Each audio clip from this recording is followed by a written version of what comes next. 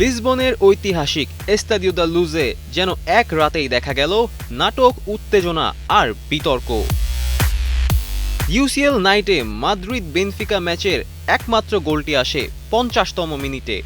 ডান প্রান্ত থেকে বল পেয়ে বাঁকানো শটে গোলরক্ষক আনাতোলি ক্রুবিনকে পরাস্ত করেন ব্রাজিলিয়ান তারকা ভিনিসিয়াস জুনিয়র। কর্নার লাইনে উদযাপনের সময় আর্জেন্টাইন উইঙ্গার জিয়ানলুকা প্রেস্তিয়ানি তার সঙ্গে বাকবিতণ্ডায় জড়ান। অতিরিক্ত উদযাপনের কারণে হলুদ কার্ড দেখেন ভিনিসিয়াস। এরপরই জিয়ানলুকা প্রেস্তিয়ানির সঙ্গে কথা কাটাকাটির এক পর্যায়ে পরিস্থিতি আরও উত্তপ্ত হয়ে ওঠে।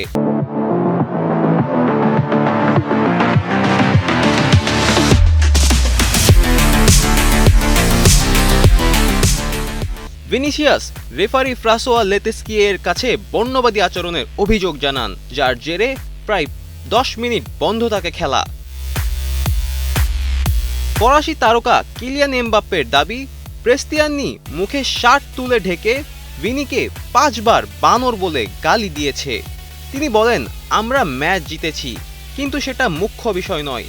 ফুটবলের চেয়েও বড় কিছু বিষয় আছে।